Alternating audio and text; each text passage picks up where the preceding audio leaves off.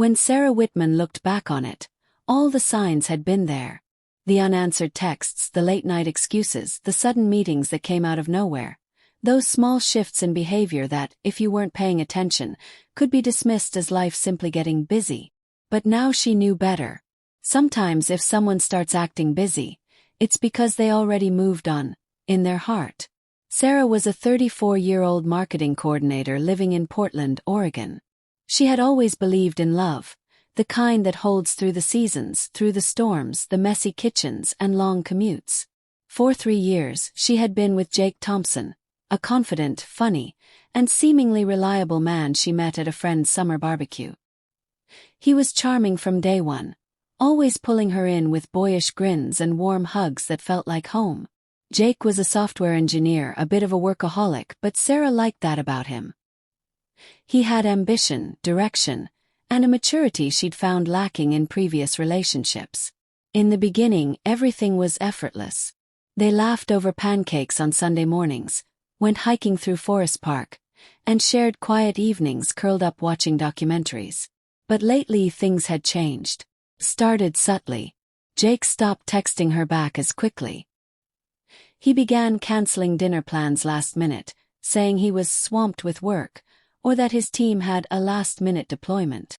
Sarah, trusting by nature, took it at face value. After all, everyone gets busy. Still, she noticed something else. He wasn't really present anymore, even when they were together. One evening, as she sat across from him at their favorite Thai place, she noticed his eyes flicking to his phone more than meeting hers. His pad Thai sat half-eaten while he laughed at something on the screen. She didn't say anything then. But that night, while lying beside him in bed, his back turned, she whispered, "Are we okay?" "Yeah," he muttered, not turning to face her. "Just tired." But the space between them kept growing. Sarah began to feel like a guest in her own relationship. She'd send long, thoughtful texts and receive one-word replies. She'd plan dates, only to have him show up late or cancel entirely. Her friends started noticing too. "Girl," her best friend Elena said during brunch one Saturday, "he's not acting like someone who's all in. Are you sure he still wants this?" Sarah defended him at first. "He's just under pressure. His company's been pushing new deadlines." But deep down, a quiet voice had begun to speak. A whisper of doubt. A fear she didn't want to face. Things reached a breaking point on their anniversary. She had planned a weekend getaway to the Oregon coast, something she thought would rekindle their connection. A cozy cabin, a stocked fridge, and 2 days away from all distractions.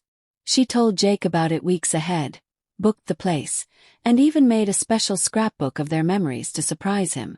But Friday morning Jake called. "Something came up," he said. "There's a back-end issue that only I can fix. The whole system's down." Sarah sat in her car, packed and ready to leave, holding back tears. "Jake, it's our anniversary. You knew about this." "I'm sorry," he said, sounding detached. "We can reschedule." But they never did. She spent that weekend alone at the cabin, sitting by the fireplace, wondering when exactly she stopped being a priority. When she returned home, she told herself she needed clarity.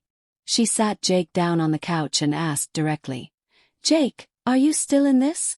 He hesitated, then said, "Sarah, I think I've been trying to figure that out for a while now." That sentence felt like 1,000 paper cuts at once. She asked him how long he'd been unsure. He didn't answer directly, just said something vague about feeling different and needing space. That was when it hit her. He had already emotionally checked out long ago. His sudden busyness wasn't about work. It was about her no longer being where his heart was. They broke up the following week. Sarah packed her things and moved into a small loft closer to downtown. First she felt like a failure, like she'd done something wrong. She kept replaying the past months in her mind, wondering if there was a moment she could have changed the outcome. But eventually she realized the truth. You can't hold on to someone who's already let go. Over time, Sarah began rebuilding. She threw herself into her career, landing a promotion that she'd been overlooked for the year before. She took up painting again, something she had abandoned years ago. She joined a running club, made new friends, and started living life on her terms. And little by little, her heart healed. One evening, months after the breakup, she ran into Jake at a local bookstore. He looked surprised to see her. He was alone. They chatted briefly about work, about the weather. When he asked how she was, she smiled and said, "Honestly, I'm doing great." And she meant it. As they parted ways, she felt a strange sense of closure. He had moved on long before their official goodbye, but she had finally done the same. In her own time, in her own way. Sarah's story is not unique. Many people go through relationships where one person checks out emotionally before walking away physically. That slow withdrawal, the "I'm just busy" excuse, the disconnection, those are often signs of someone who's already halfway out the door. Sometimes people don't have the courage to end things clearly. Instead, they drift, waiting for the other person to notice and let go first. It's not always intentional cruelty. Sometimes it's confusion. Sometimes it's fear. But either way, the pain lands the same. When someone starts acting busy, unresponsive, and vague, it doesn't always mean they're overwhelmed. It can mean they've already made a choice. They just haven't said it out loud. Sarah's greatest lesson wasn't just about heartbreak. It was about learning to listen to patterns, not just promises. Actions, she realized, speak louder than words, and attention is the rarest form of love. Months later, she met someone new. His name was Brian. He was kind, consistent, and always present. When he said he'd call, he did. When he said he'd show up, he did. There was no confusion, no mixed signals, no "sorry, I'm just busy," that made her feel like she was asking for too much. With Brian, everything felt different, not because it was perfect but because it was honest. And that was everything. Sarah never forgot what she went through with Jake. It taught her to never beg for time, never shrink herself to fit someone's convenience, and never ignore when someone's energy starts to shift. Because the truth is simple. People make time for what matters. And if they don't, then you already have your answer.